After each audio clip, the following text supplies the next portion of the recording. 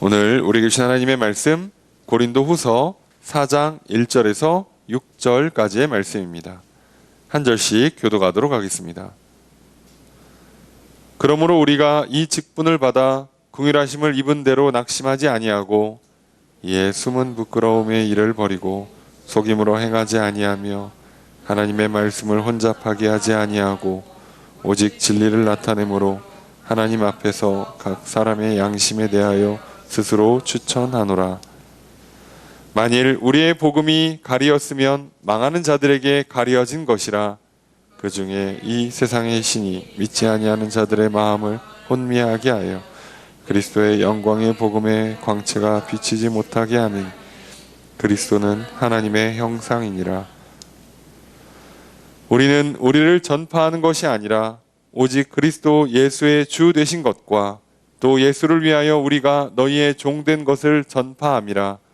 어두운 데에 빛이 빛이라 말씀하셨던 그 하나님께서 예수 그리스도의 얼굴에 있는 하나님의 영광을 아는 빛을 우리 마음에 비추셨느니라.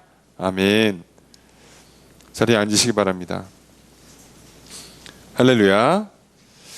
거룩한 주일을 맞이하여 주 앞에 나와 예배드리시는 성도님들을 주님의 이름으로 환영합니다. 우리 옆에 있는 분들과 사랑의 교제를 나누겠습니다. 인사합시다. 사랑합니다. 축복합니다. 이 시간 주 앞에 나와 예배드리시는 성도님들에게 주님의 크신 은혜가 함께 있기를 주의 이름으로 축복합니다. 우리가 지난 주 중에 설 명절을 보내었습니다. 이제 음력으로도 새해가 시작되었습니다. 지난 설 명절을 보내면서 우리는 코로나로 인해서 난생 듣도 보도 못한 새로운 일을 경험하였습니다. 5인 이상 모이지 말라 함으로 말미암아 사실 어지간한 사람들은 모이는 것 자체가 거의 불법이 될 수밖에 없는, 또 그만큼 지금 상황이 또 위험하고 조심스러울 수밖에 없는 그런 환경 가운데 우리가 설 명절을 맞이하였습니다. 우리가 또 설 명절을 맞이하면서 또 오고 가는 길도 안전하게, 또 우리의 육신의 건강과 또 마음의 평안을 지켜주신 하나님의 은혜에 감사드리며 이 시간 예배했으면 좋겠습니다. 또한 여전히 이 코로나 문제가 해결되지 않고 그런 말미암아 여러 가지로 불편하고 또 힘들고 또 어렵고 조심스러운 상황이 연출되고 있습니다. 이 문제가 속히 해결되기를 기도하고, 또 이 문제 가운데 또 하나님께서 일하시는 것들을 보고 또 그런 말미암아 하나님께서 행하시는 것에 우리가 기뻐하고 또 감사하고 또 동참함으로 말미암아 결국 선하게 일하시는 하나님의 그 놀라운 일이 우리 가운데 이루어지기를 우리가 또 소망하면서 나아갔으면 좋겠습니다. 우리는 주일날 예배 시간을 통하여서 고린도후서 말씀을 살펴보고 있습니다. 바울은 지난 시간에 고린도후서 3장 말씀을 통해서 자기에게는 소망이 있다고 말합니다. 물론 3장에서는 두 가지를 말했죠. 나에게는 이 같은 확신이 있다, 그리고 이 같은 소망이 있다. 바울이 지금 이 고린도 후서라는 편지, 형식적으로는 두 번째 편지고 실제적으로는 세 번째 편지를 보내기까지 바울이 이렇게 자기의 사역에 있어서 고린도 교회를 중요하게 생각하고, 또 그럼에도 불구하고 지금 고린도 교회에 급히 방문하지 않고, 또 그렇다고 해서 또 자기의 그 일정을, 또 길이 열리는 것들을 포기해 가면서 다시 마게도냐로 돌아와서 디도를 만나기를, 그래서 고린도 교회 소식을 듣기를 이렇게 결정하는 이 모든 것들에 대한 이유를 설명합니다. 바울이 그렇게 행할 수 있었던 건 단순히 계산적인 판단, 이렇게 하면 더 좋을 것이다, 저 좋은 결과가 나올 것이다 라는 판단 때문이 아니라, 이렇게 하면 사람들이 좋아할 것이다, 이렇게 하면 나에게 무엇이 편리하고 유리할 것이다 라는 판단으로 내린 것이 결코 아닙니다.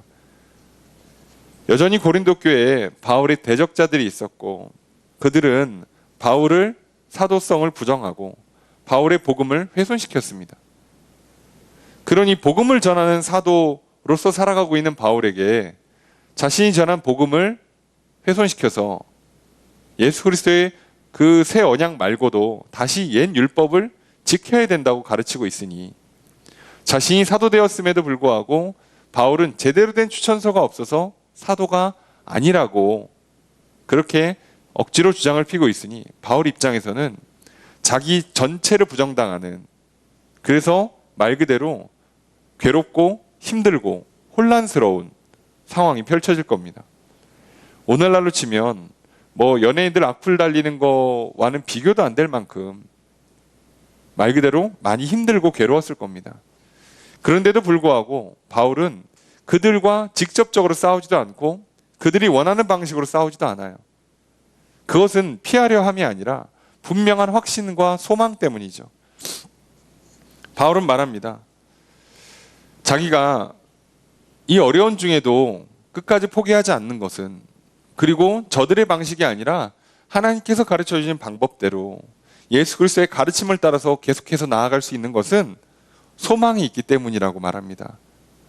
자기에게는 더 큰 소망이 있기 때문에 이 복음을 전하는 이 사도의 직분에는 더 큰 소망이 있다. 그러면 이전에 전했던 율법을 전하는 제사장 직분 또는 율법을 가르치는 그런 바리새인들을 비롯해서 이런 랍비의 직분들도 영광이 있긴 있지만 그건 이미 지난 영광이고 장차 사라질 영광이고, 자기가 하고 있는 예수 그리스도의 복음을 전하는 이 직분에는 이전과 비할 수 없는 더 큰 영광이 있다고 분명히 알고 있어요. 그렇기 때문에 더 큰 영광, 더 빛나고 더 아름답고 더 가치 있는 것에 바울은 소망을 둡니다. 그래서 사람들이 여전히 세상의 것에, 옛 것에 집착하고 있을 때 바울은 흔들리지 않고 거기에 시선을 빼앗기고 마음을 빼앗기지 않고 봐야 될 것들을 제대로 바라보면서 나아갈 수 있었죠. 바울은 우리에게 참 좋은 교사가 되어줍니다. 우리가 오늘날 이 세상을 살아갈 때 어떻게 살아야 하는가. 우리는 이 세상의 영광에 시선을 빼앗기고 마음을 빼앗깁니다. 분명히 사는 순간부터 중고품이 되고 자리에 올라간 순간부터 내려올 생각을 해야 되는 이 세상에 말 그대로 적은 영광, 잠깐 있다 사라질 영광,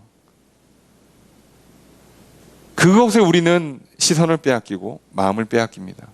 그래서 그 헛된 영광을 쫓느라 우리 인생은 망가지고 그 헛된 영광을 취해도 결국 망가져버리는 이 어리석은 굴레를 우리는 벗을 수가 없어요. 하지만 바울은 말합니다. 나에게는 더 큰 영광이 있다. 영원한, 사라지지 않는, 정말 빛나고 아름다운, 남들에게 자랑할 만하고 칭찬받을 만한 바로 그 영광, 그것이 하나님으로부터 옴을, 하나님이 주신 직분에 있음을 바울은 분명히 알았고, 그리고 그 삶을 살았습니다. 놀랍게도 바울과 동시대를 살았던 그 어떤 사람도 바울과 같은 이름을 가진 사람이 없어요.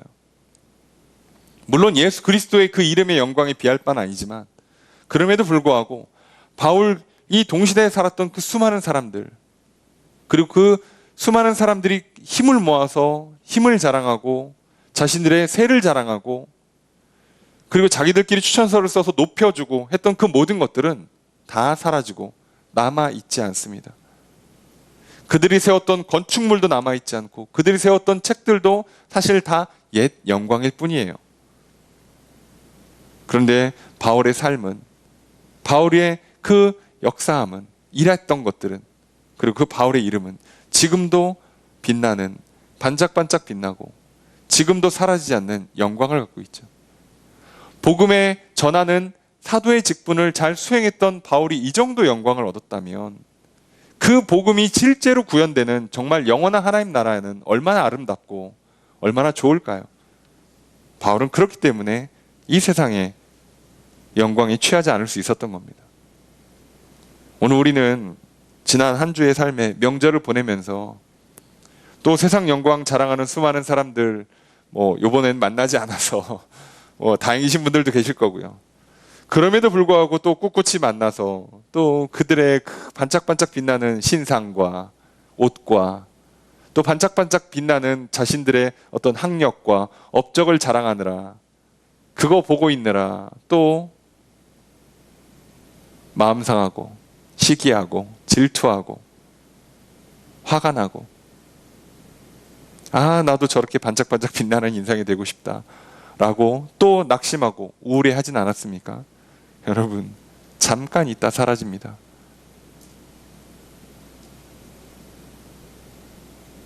심지어 뭐 재벌 총수가 되어도, 한 나라를 대표하는 대통령이 되어도 그 자리에서 내려오면 그 영광이 끝납니다.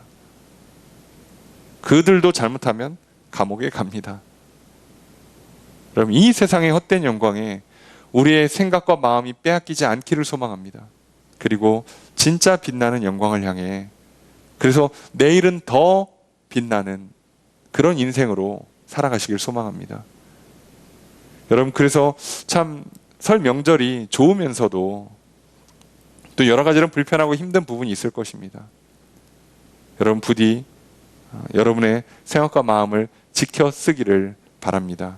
그렇지 못했더라도 이 시간도 다시 더 큰 영광을 향해 제대로 바라보고 제대로 된 소망을 품고 내일을 향해 나아가는 저 여러분 되기를 소망합니다.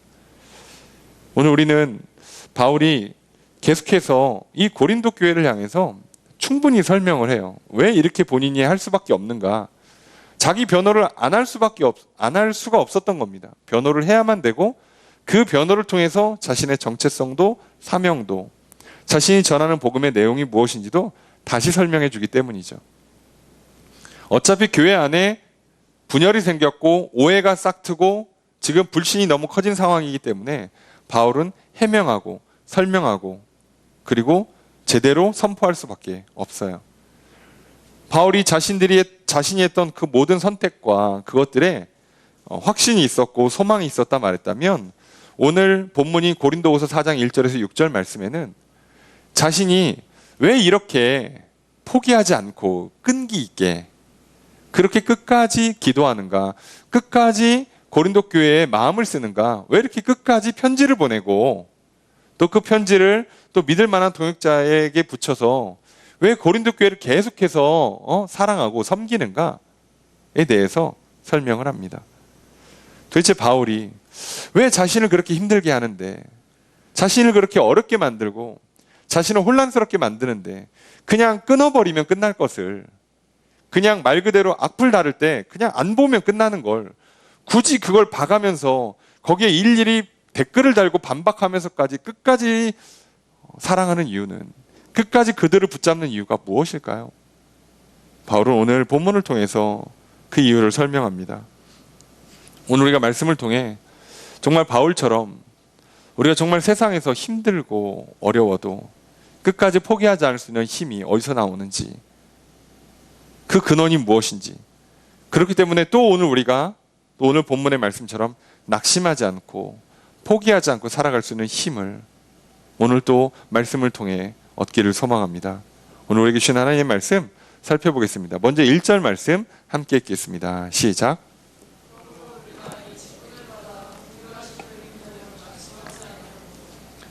자, 오늘 본문에 보면 우리가 이 직분을 받았다라고 말해요.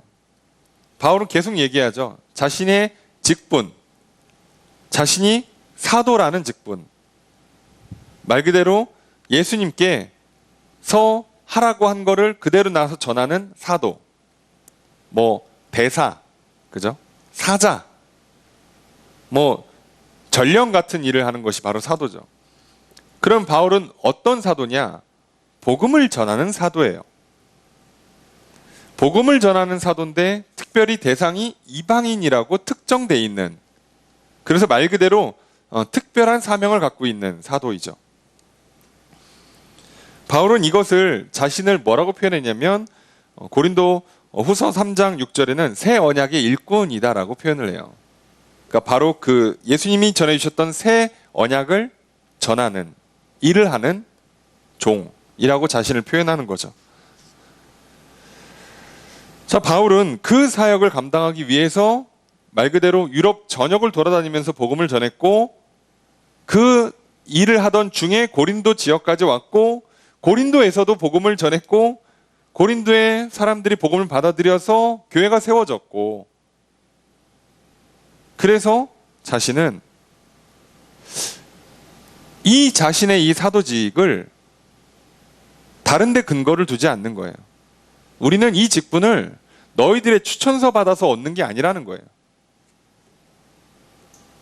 그렇게 하나님으로부터 직분을 받아 예수 그리스도로 말미암아 사명을 받아 그렇게 살아가고 있는 바울에게 고린도 교회에 들어온 거짓 교사들은 계속해서 바울의 사도직을 부정하는 거예요.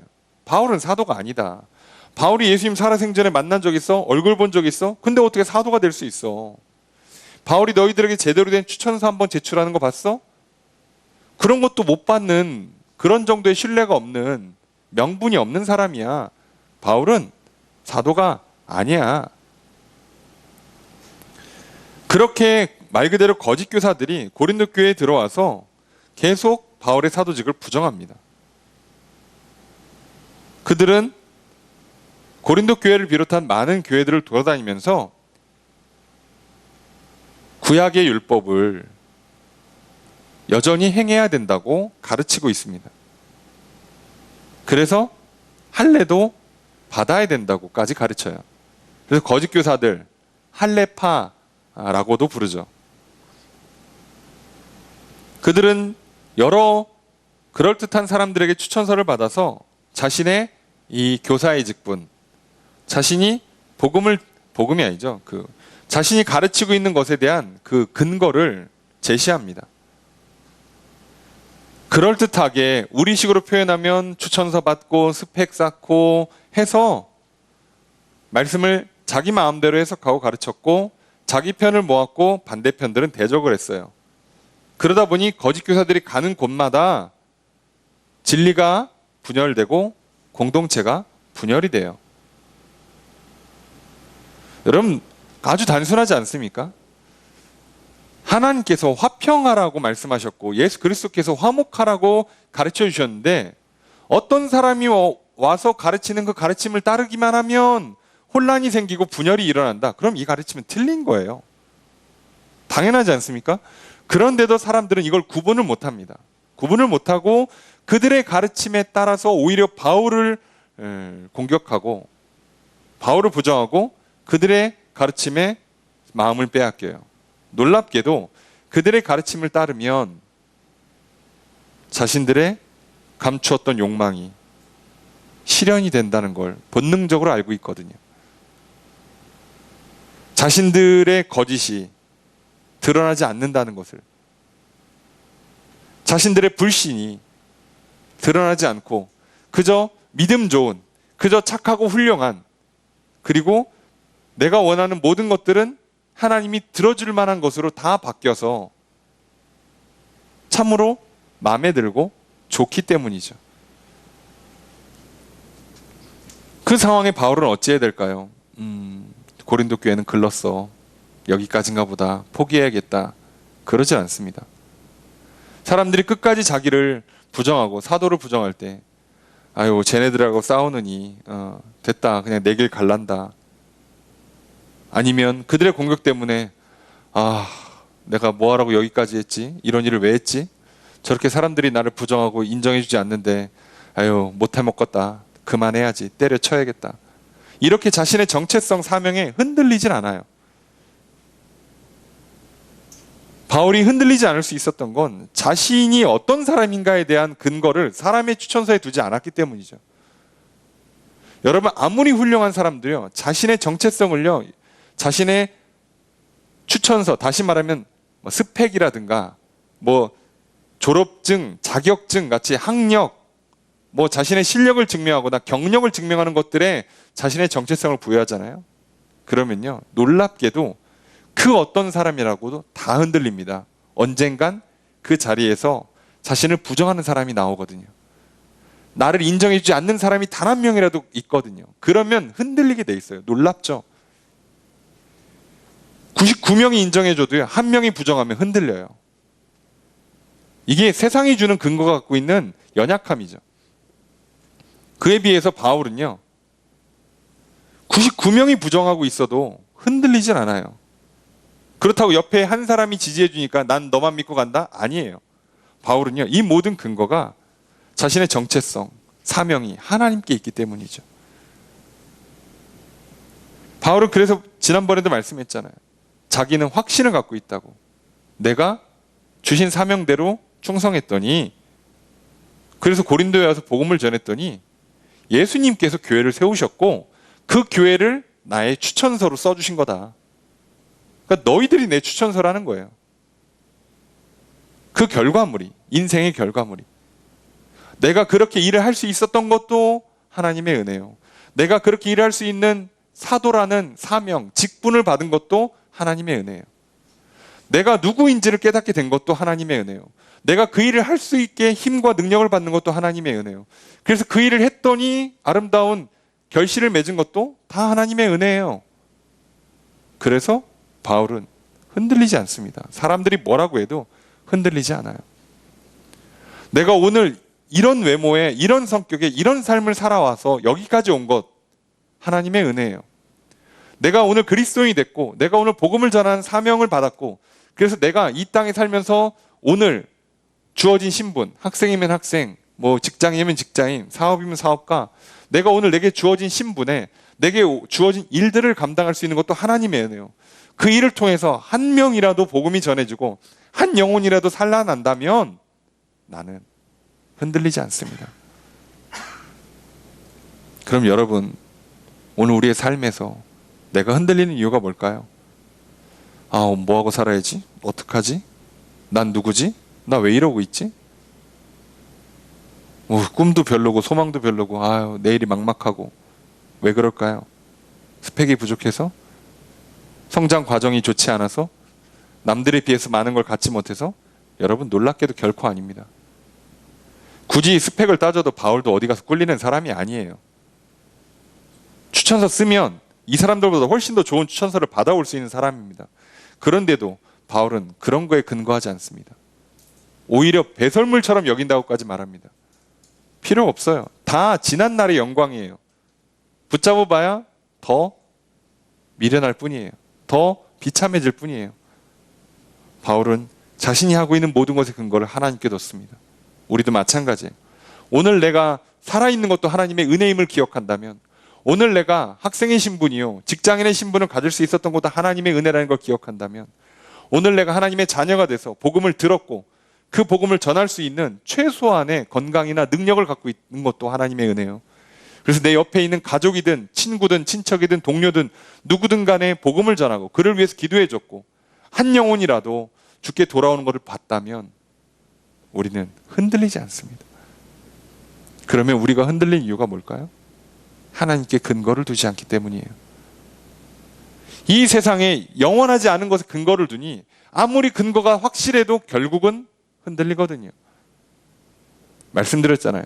땅에 기반을 둔 건물은요, 지진 나면 무너지는 거예요. 그 기반이 흔들리면 무너지는 거예요.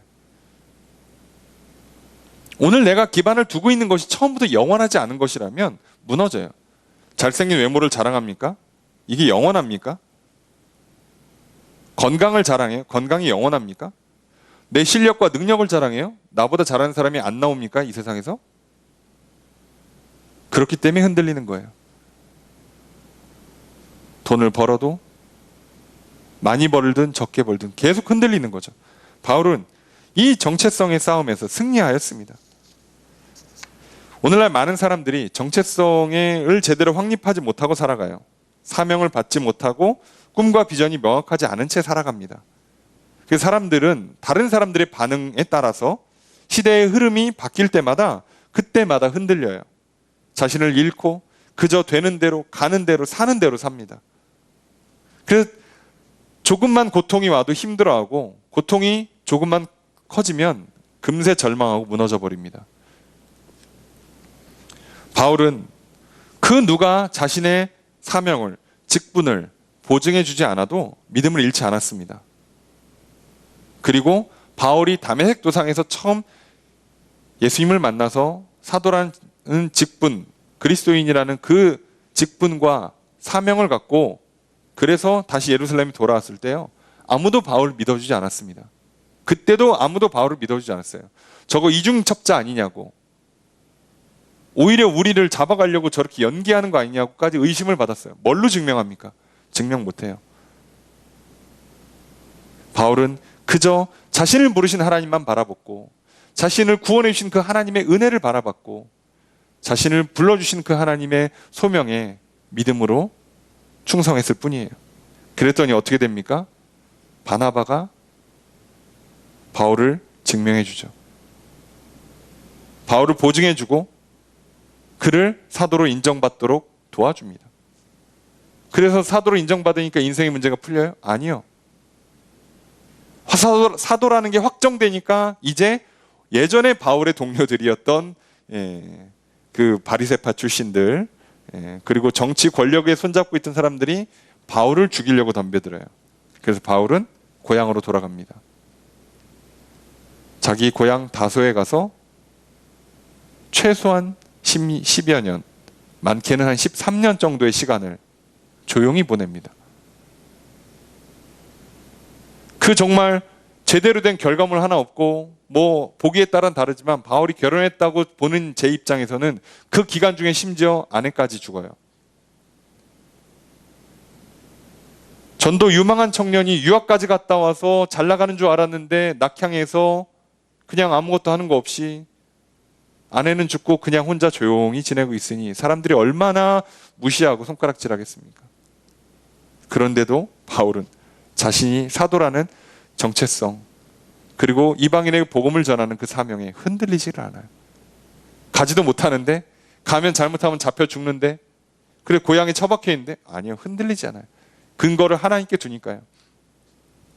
그랬더니 10년이라는 세월이 지나고 어떤 일을 합니까? 다시 그 옛날 바나바가 바울을 안디옥 교회로 불러요. 그랬더니 1년 만에 교회가 대성장을 하고 선교사로 파송을 받습니다.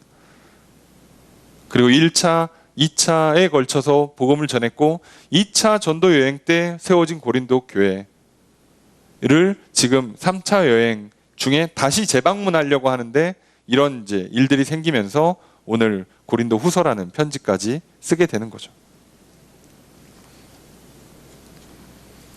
결국 바울은요, 사람들이 어떠하든 흔들리지 않았고 자신의 사명, 자신의 정체성을 붙잡을 수 있었고, 결국 바울은 그 어떤 대적자들, 끝까지 바울을 괴롭히는 그 수많은 사람들이 있었음에도 불구하고 사명을 완수한 인생이 되었습니다. 자신이 누군지를 스스로 증명해내는 인생이 되었어요. 그리고 정말 더 큰 영광을 바라보는 사람이었고 실제로 큰 영광을 누렸습니다.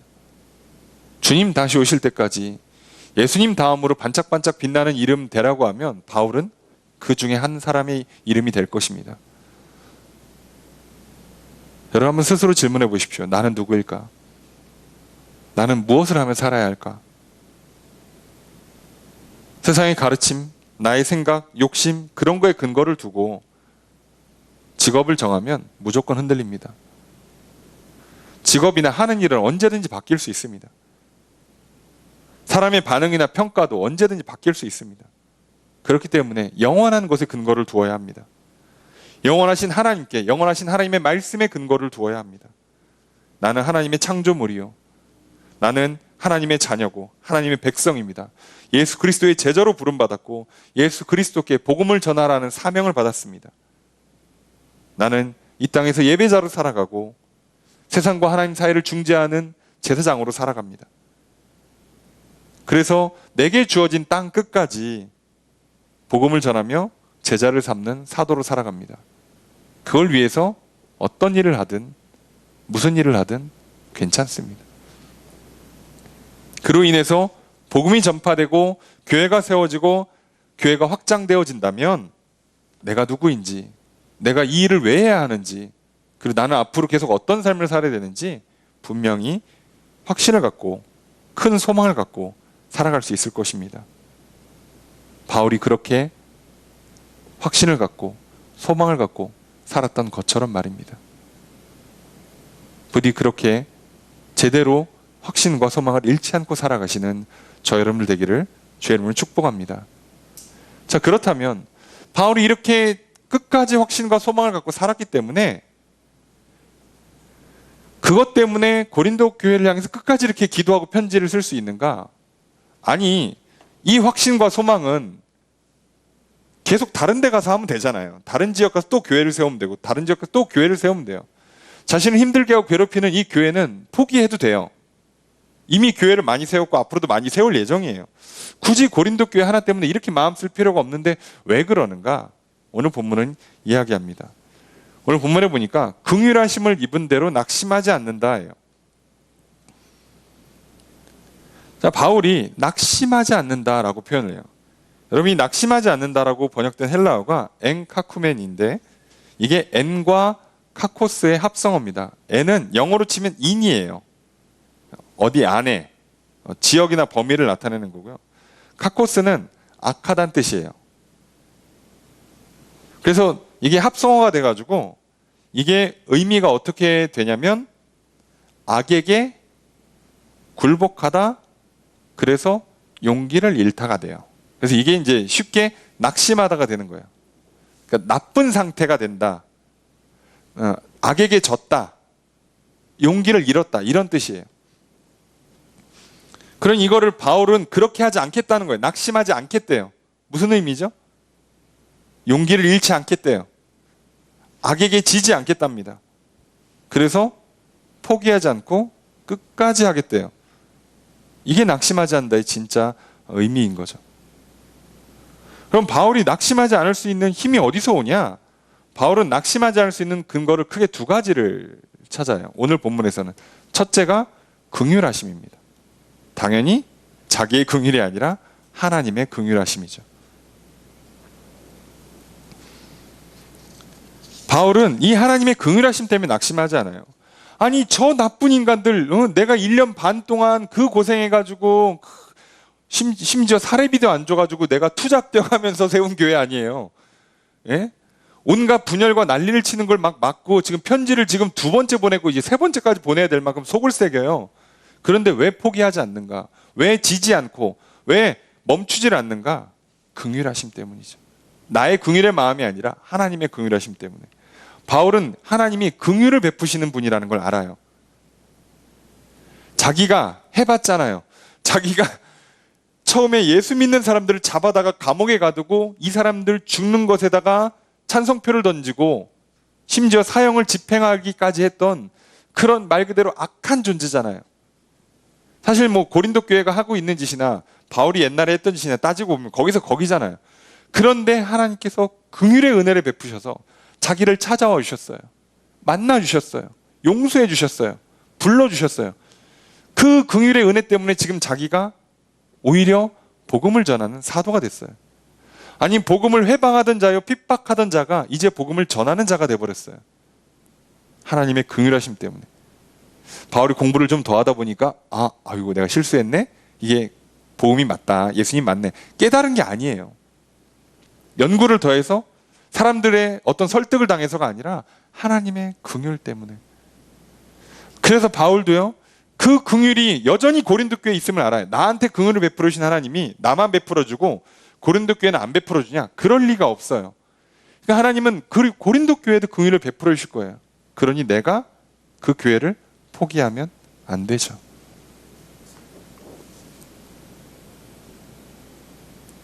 세상에 훌륭한 부모도 자기 자식이란 이유로 자기 속썩이는 자녀를 포기하질 않아요. 물론 인간의 한계 때문에 포기 안 해도 뭐 돌아온다는 보증이 없습니다만, 그런데 만약에 내가 스승님으로부터 정말 귀한 가르침을 받았어요. 그래서 내가 또 제자를 삼아 얘가 여전히 못 깨달아. 그래도요, 자기가 했던 걸 알기 때문에 가르쳐 주는 거죠. 자기가 스승님 속삭인 거를 알기 때문에 그거를 감사함으로 받는 사람은 속삭이는 제자를 용납해 줄 수 있는 거죠. 바울도 똑같습니다. 자기가 그 긍휼을 입었기 때문에, 오늘 표현하잖아요. 긍휼하심을 입은 대로 내가 그 긍휼을 입었기 때문에 나도 너희들에게 하나님께서 긍휼이 임할 걸 알기 때문에 포기를 못 하겠다는 거예요. 바울이 갑자기 미쳐가지고 고린도 교회 난데 어떻게든 고린도 교회는 잡아야 돼 막 이러는 게 아니에요. 어이구 내 새끼가 아니라 하나님의 긍휼 때문에 낙심하지 않아요. 여러분, 개구리가 올챙이적 생각 못한다는 속담이 있습니다. 사람은요 금세 잊어요. 자기가 옛날에 무슨 짓을 했는지. 나 또한 얼마나 어리석었고 얼마나 고집 부렸고 얼마나 나쁜 짓을 많이 했는지 잊어버려요. 모르는데 아는 척하고 거짓말하고 속이고 떼쓰고 잊어버려요. 바울은 잊지 않았어요. 긍휼하심을 입었고 그걸 알았기에 자기도 그대로 그 긍휼의 마음을 품고 고린도 교회를 향해 나아가는 겁니다. 그래서 낙심하지 않아요. 나 같은 사람도 하나님께서 사도를 만들어 주셨다면 고린도 교회 변화시키는 거 가능하죠. 그런데 내가 왜 포기합니까? 가능한데. 여러분 마찬가지예요. 여러분 우리 한번 예배드린 태도 보세요. 옆에 있는 사람 욕할 거 없어요. 저렇게 맨날 늦게 와. 맨날 졸아. 이렇게 떠들어. 딴짓하고. 나는 안 그랬습니까? 예? 나는 안 그랬냐고요. 똑같잖아요. 그런 나를 하나님께서 오늘 믿음의 사람으로 사명자로 살아가게 만들어 주셨다면 저 사람이라고 왜 안 하시겠어요? 오늘 나 같은 사람도 하나님께서 목회자로 세우신다면 하나님께서 여러분들을 어찌 긍휼히 여겨주지 않고 어찌 여러분들에게 제대로 된 사명과 정체성을 가질 수 있도록 도와주지 않겠냐고요. 나만 은혜 베풀어주고 여러분들 안 도와줍니까? 그러면 우리만 도와주고 지금 밖에서 여전히 놀고 자고 있는 사람들은 하나님께서 긍휼을 안 베풀어 주십니까? 아니죠. 그래서 바울이 고린도 교회를 향해 낙심하지 않나요? 저 또한 여러분들을 향해서 또 이 목회 사역을 하면서 그것 때문에 낙심하지 않아요. 교인이 느는 것 같은데 줄고 뭐 주는 것 같은데 늘고 뭐 되는 것 같다가 안 되고 뭐 그냥 제자리 걸음하는 것 같고 코로나가 와서 뭐 예배도 못 드린다 그러고 그래도 낙심하지 않는 건 하나님께서 이보다도 더 어려운 상황이 인류 역사 가운데 있었을 때 심지어 수많은 핍박을 받았던 교회의 역사가 있었음에도 불구하고 교회를 무너뜨리지 않으셨고 오히려 더 강하고 더 확장하도록 회복시켜 주셨기 때문에 그 긍휼의 은혜가 오늘 저에게도 오늘 우리에게도 동일하게 임할 것이기에 그래서 낙심하지 않는 거예요. 그러니 우리도 이제 낙심하지 말아야 됩니다. 여러분 옆에 여전히 예배 제대로 안 드리는 형제 자매를 향해 낙심하지 마십시오. 그렇게 전도하고 그렇게 기도하고 그렇게 연락해도 들은 척 만척하고 저 인간 언제 사람 되나 저 인간 언제 교회 한번 나오나 싶어도 낙심하지 마십시오. 하나님의 긍휼하심이 있기에 결국 돌아올 것입니다. 포기하지만 마십시오. 악에게 지지 마십시오. 나쁜 상태로 들어가지 마십시오. 하나님의 긍휼이 있음을 알기에 믿기에 오늘 우리는 용기를 잃지 않고 또 힘을 내어서 그 일을 감당할 것입니다. 결국 바울이 3번의 편지를 쓰기까지 2명의 동역자를 파송하기까지 자기가 한번 방문 직접 하기도 했고 그러기까지 낙심하지 않고 그 일을 해냈고 결국 고린도 교회는 회복되었습니다. 여러분 오늘 또 여전히 실수하고 죄악 가운데 있는 나를 하나님께서 긍휼히 여겨주실 것입니다. 오늘 또 여러 가지 상황과 환경에 치여서 힘들어하고 탄식하는 나를 하나님께서 불쌍히 여겨주실 것입니다. 하나님은 나를 떠나지 않을 것이요 나를 도와주실 것입니다. 힘을 주실 것입니다. 이 사실을 믿으십시오. 이 믿음 안에서 여러분 새 힘을 얻으시고 용기를 내어서 전진하십시오. 오히려 하나님의 긍휼하심을 적극적으로 간구하십시오. 그러면 바울처럼 결국 승리하는 인생이 될 것입니다. 또 우리도 자신뿐만 아니라 또 나아가 다른 한 영혼을 붙잡고 낙심하지 마십시오. 끝까지 기도하고 끝까지 전도해 보십시오. 하나님의 긍휼하심이 있는 한 결국 구원받을 것입니다. 오늘 내가 예수 그리스도를 믿기까지 하나님께서 그렇게 그 긍휼의 은혜를 베풀어 주셨다는 사실을 잊지 마십시오. 그 긍휼하심을 입었기에 우리는 낙심하지 않습니다. 바울은 낙심하지 않는 두 번째 이유를 말해요. 그게 뭐냐면 이제 뭐 본문은 어렵게 얘기합니다만 뭐 결국 내가 낙심하지 않고 계속 전파한다예요. 내가 끝까지 편지 쓴다예요. 내가 끝까지 기도한다는 거예요. 한번 너희들 한번 해보라는 거예요. 나는 너희들이 뭘 어떻게든 신경 안 쓰고 좋으나 싫으나 하나님께 소망을 두고 하나님의 긍휼하심을 입었기에 끝까지 기도하고 끝까지 전도할 거라는 거예요. 끝까지 가르쳐요. 마찬가지입니다. 저도 못 알아듣든 알아듣든 많이 모이든 조금 모이든 계속 기도하고 계속 말씀 전할 거예요. 그러면 단순히 낙심하지 않고 용기만 있느냐?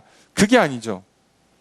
이게 낙심하지 않고 용기를 불어넣어주는 것만으로는 그건 바울의 문제고 그러면 실제적으로 하나님께서 어떻게 좋은 일을 하시는가?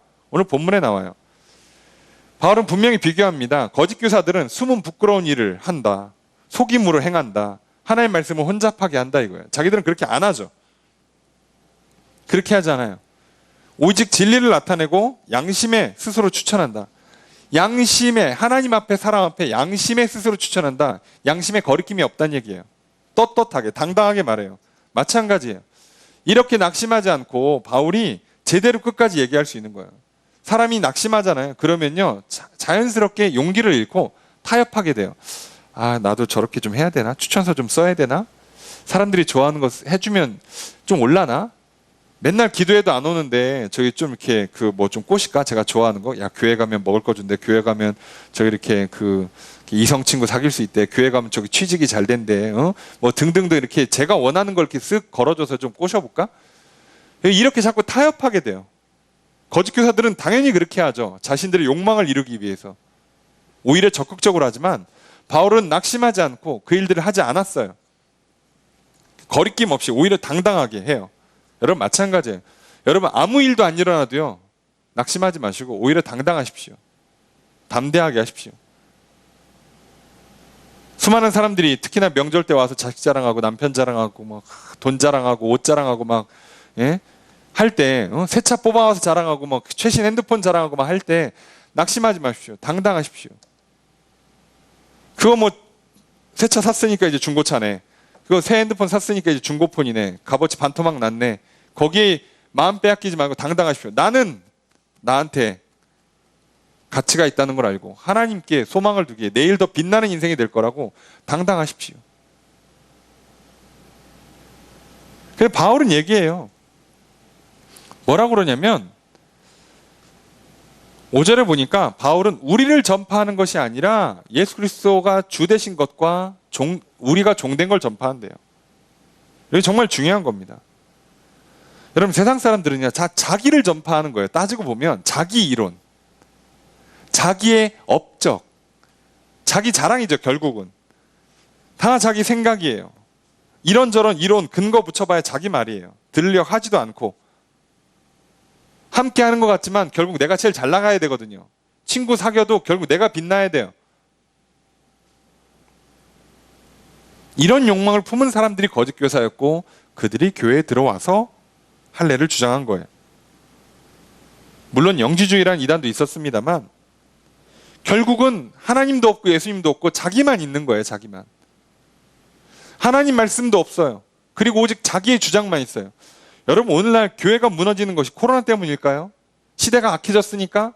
사람들이 이제 기술이 발달하고 돈이 많아지니까 하나님께 관심이 없고 종교에 관심을 안 두니까? 아니에요. 여러분 교회에서 또 목사가 자기의 학벌을 자랑하고 자기의 인맥을 자랑하고 힘을 자랑하고 자기의 이론을 주장한다 생각해 보세요. 그럼 세상 사람들이 그걸 듣겠습니까? 옛날엔 좀 들었죠. 자기도 그런 걸 얻고 싶으니까. 근데 이제 얻을 만큼 얻었잖아요. 자기도 와서 그 얘기하고 싶잖아. 와 목사님 저도 생각해 보니까 이런 것 같습니다. 그래서 무너진다고요. 교회에 하나님이 없어서 무너지는 거지. 예수 그리스도의 복음이 없어서 무너지지. 여러분 교회는 사람 없어서 무너지는 거 아니에요. 그럼 우리가 착각합니다. 못 모이니까 교회가 무너진다고요? 안 그래요. 여러분 바울의 시대에는요. 핍박받을 때는요. 성경책을 들고 교회를 가면 잡히면 그 자리에서 화형이에요. 화형. 심한 경우는. 여러분 그런 정도인데도 교회가 안 무너져요. 여러분 우리가 조심스럽지만 마스크 쓰고 예배드리고 뭐 조금만 방역수칙 어기면 벌금 맞는다고 뭐 겁나기도 하지만 여러분 우리가 뭐 감옥 갑니까? 예? 그것 때문에 죽어요? 그런데 그거보다 더 심한 상황을 몇 차례 걸쳐서 그 박해를 받고 황제들이 미쳐 돌아갈 때마다 교회는 박해를 받았고 그거를 1차, 2차, 3차 막 대박해를 받을 정도로 고생을 했음에도 불구하고 교회는요 무너지지 않았어요. 왜요? 하나님이 계시니까요. 예수 그리스도의 복음이 있으니까요. 여러분 똑같습니다. 여러분 인생이 학벌이 딸려서 외모가 부족해서 여러분 돈이 없어서 실력이 부족해서 망한다고요? 아니에요. 그 뛰어난 정치인들, 연예인들, 뭐 기업가들은 그래서 자살합니까? 돈 없어서? 인기가 없어서? 아니에요. 내가 누군지, 내 사명이 무엇인지 하나님이 없고 예수 그리스도의 복음이 없으면 그걸 근거로 해서 정체성과 사명을 붙잡지 못하면 무조건 무너져요. 세상이 발달할수록 그래서 더 무너질 겁니다. 바울은 얘기해요. 우리는 절대 우리를 전하지 않는다고. 그리고 낙심하지 않고 끝까지 예수 그리스도의 복음만 전한다고요. 자, 그러면 그렇게 할 수 있는 이유가 있을 거 아니에요. 이유가. 자, 차이가 있어요. 바울은 두 가지를 비교하면서 얘기하는데 3절 4절에 함께 읽겠습니다. 시작.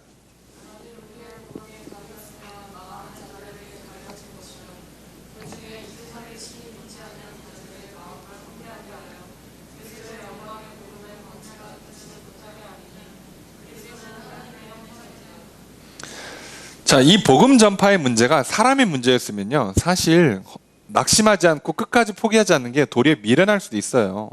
여러분, 사람을 어떻게 믿어요? 미안하지만 그렇잖아요. 그 사람을 또 사람이 가서 설득한다는 게 말이 됩니까? 그러니까 이렇게 하면 힘들어요. 근데 바울은 이 복음의 문제가 사람의 문제가 아니라 육체의 문제가 아니라 영적인 문제라는 걸 알고 있어요. 그래서 이 복음을 전했는데도 들어가지 않는 것은 망하는 자들에게 가려졌어요. 그죠? 가려지니까 망하고 망한 자들이니까 가려지는 건데, 무슨 얘기냐면 이 세상의 신이라고 표현했을 뿐이지 사단이죠. 우리가 수요일날 배우고 있는 로마서를 기준으로 하면 죄죠. 자, 어떻게 한다고요? 똑같아요. 자, 이 세상의 신이 믿지 않는 자들의 마음을 혼란하게 만들어요. 혼미하게 만들어서 복음의 광채가 들어가지 못하게 만드는 거예요. 그래서 어둡게 만드는 겁니다. 어둡게. 눈을 멀게, 소경으로 만드는 거예요. 그러면 어떻게 마음을 혼미하게 합니까? 사단이 어떻게 사람의 마음을 혼미하게 하죠? 크게 두 가지라고 그랬죠? 이 육체의 정욕을 자극해서 욕망에 취하게 만들고, 그죠? 또는 우리 이성의 어리석음을 자극해서 착각에 빠지고 속게 만들고, 그래서 우리를 어둡게 만들어요. 그래서 착각에 빠지는 거예요. 그래서 뭔가 새로 나온 약이래, 저거 먹으면 건강해진대. 말도 안 되는 그런 건데, 여러분 말이 안 되는 거 아시겠죠? 세상에 아무리 과학기술이 발전해도 약 하나로 사람이 그렇게 쉽게 모든 문제가 해결될 수 있겠냐고요. 그죠? 그렇게 이 시대가 그렇게 아무리 좋아져도요, 살 빼는 거 얼마나 힘들어요? 그죠? 아마 인류 역사상 못 풀 걸로 확인되는 것 중에 하나가 이 탈모 문제 아니겠습니까? 안 되잖아. 근데 뭘 먹으면 난대. 뭘 먹으면 빠진대. 여러분 속지 마세요. 그런 게 어디 있어요? 예? 근데 사단이 와서 뭐라 그래요? 야, 그거 음식도 좀 줄여야 되고, 운동해서 땀도 많이 흘려야 되고, 규칙적으로 살아야 되고, 얼마나 힘들어. 근데 저 하나로 된대. 저 정도면 안 비싼 거야. 그럼 그때부터 이제 어머 좋다, 어머 갖고 싶다, 저 연구한 사람들은 똑똑한 사람들끼리라고 이제 슬슬 넘어가요.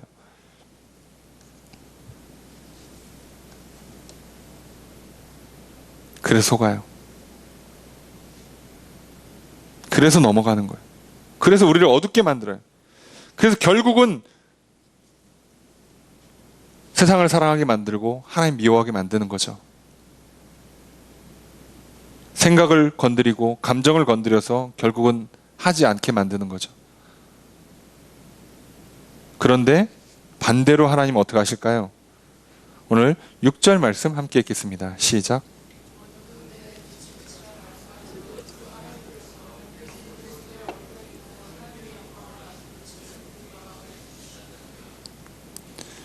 이거를 어렵게 설명하면 거의 신학교에서 강의하듯이 해야 되고요. 그런데 이거는 잊지 마세요. 자, 빛이 있으라라고 해서 우리에게 빛을 비춰주시는 은혜. 조금 신학적인 용어로는 하나님의 조명, 이걸 직접 하시는 건 우리 안에 들어오신 성령님이 아니까 성령의 조명이라고 불리는 이 일이 있어야만 돼요. 이걸 통해서 우리가 진리를 깨닫는다고 보는 게 기독교고, 그것을 붙잡고 다시 교회를 회복시킨 게 종교개혁이에요. 이게 아니면요, 내가 공부해서 깨달아야 됩니다. 이해되시죠? 내가 이를 악물고 그 일을 해내야만 돼요. 그런데 바울은 알잖아요. 자기가 미쳐 돌아가고 있었을 때, 그래서 오늘도 보증서 받아서 다메섹을 향해서 열심히 기쁨으로 가고 있을 때, 심지어 정오예요, 정오. 해가 가장 높이 뜨는 그 시간에 그거보다도 더 빛나는 빛이 자기에게 비쳐서 자기 눈을 멀게 만들었어요. 그리고 그동안 자기가 욕망에 취해서 거짓에 속아서 그리스도인을 잡아 죽이고, 나는 출세해야지, 성공해야지, 그러면서 뭐라고 생각해요? 이게 하나님을 잘 섬기는 길이라고 착각하고 있던 자신을 깨우쳐 주시잖아요. 너가 지금 나를 핍박하고 있는 거라고, 너가 지금 말씀을 잘못 읽은 거라고. 구약에 있는 그 수많은 예언은 다 예수 그리스도를 향한 거고, 예수 그리스도께서 이 모든 걸 풀어서 새 언약을 주셨다라고 말씀하시죠. 그리고 나니까 정작 눈은 3일간 멀어 있었지만 영적인 눈이 뜨여졌죠.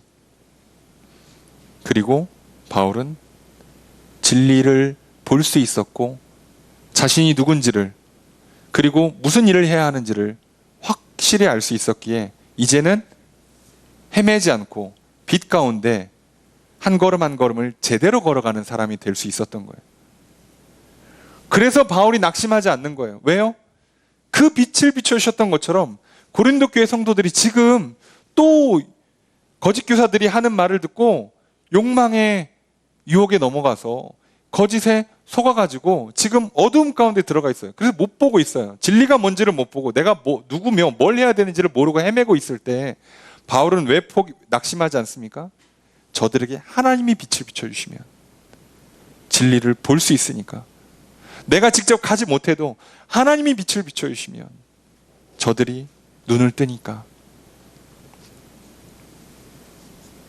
그래서 창조하실 때처럼 빛이 있으라라는 그 말씀 한마디면 저들이 그 언제 어리석었느냐는 듯이, 언제 헤맸냐는 듯이 눈이 번쩍 뜨여지고 정신을 차리고 제대로 걸어가니까요.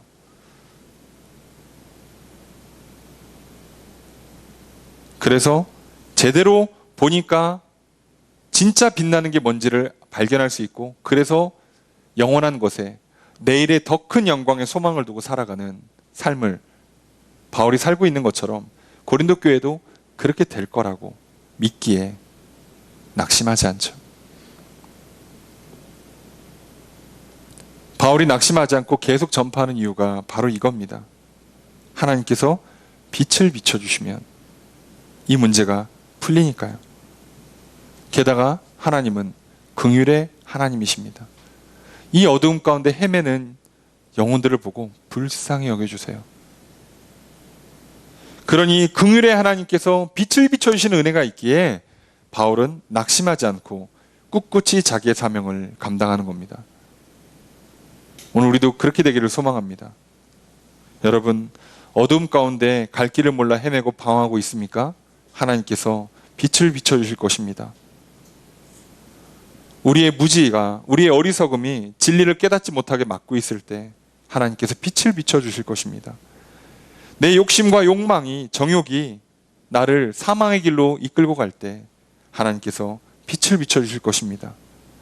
내가 세상에 속고 스스로 속아 감추고 왜곡할 때도 하나님께서 빛을 비춰주실 것입니다. 포기하지 않으시는, 멈추지 않으시는 긍휼의 하나님께서 우리에게 빛을 비춰주실 것입니다.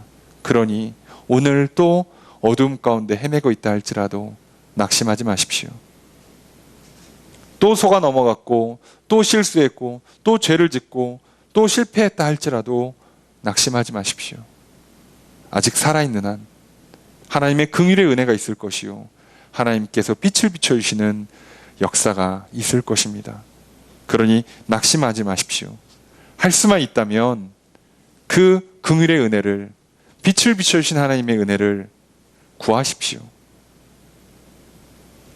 여러분, 그리고 더 나아가 이제 내가 긍휼을 받고 빛을 얻어서 복음을 깨닫고 진리를 바라보고 내가 누군지 무슨 일을 해야 하는지 알아서 이제 하나님의 자녀로 복음을 전파하며 감당하는 여러 가지 일들을 감당해내며 또 귀한 결실들을 맺는 인생뿐만 아니라 아직 믿지 않는 저들을 향해 낙심하지 마시고 복음을 전하십시오.